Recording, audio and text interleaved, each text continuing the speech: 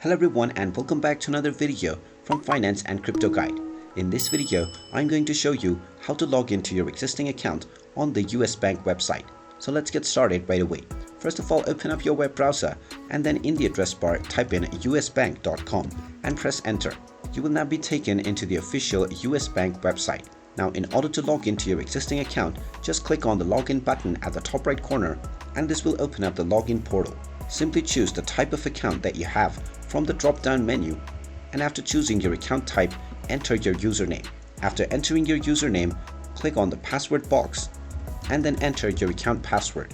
Now if you're using your private device, you can also check on the remember my username box.